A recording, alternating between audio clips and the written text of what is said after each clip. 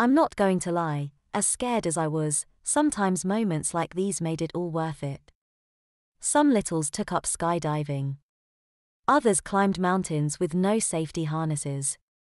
Me? I became a teacher. Incidences like this one are another reason why I think Amazons are crazy. If one managed to figure out their particular quirks, you could play to them and they'd have no choice but to play along, no way to adapt. Miss Forest hemmed and hawed. Stalling. Looking for a way out of the rules she'd set down and not finding any. I had her stumped. If I was going to eat one, she would have to two in order to keep up the farce she'd weaved. The gentle tones of the morning bell rang out over the intercom.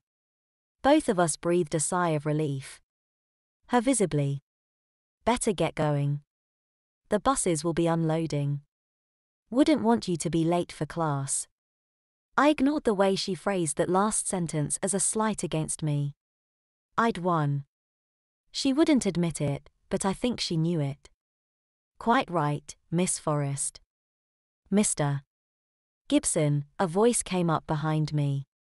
I hope you're not dawdling to avoid the responsibilities of your job, young man. The hairs on the back of my neck stuck out. It hadn't been 30 seconds, and already Mrs. Brolish, Oaks Higher Elementary's principal for the last 5 years, was standing behind me. Rainforest was the second most likely Amazon to see me fired and padded up. If you're reading this, you now know the first. I bit my tongue so hard it almost bled. Another light bulb. 2 in one morning.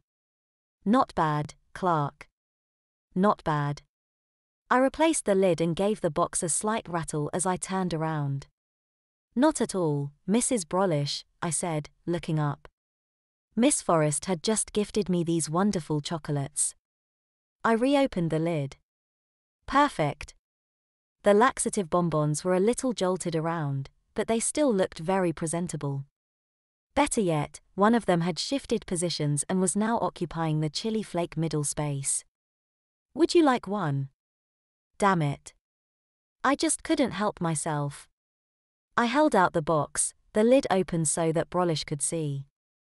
Just as I'd hoped, a large, wrinkled, bony hand was making a beeline for the bonbon in the dead center. No. Miss Forest was falling all over herself, tumbling to the floor to slap the box out of my grasp. The chocolates went scattering to the floor. Oh no. I yelled. My present.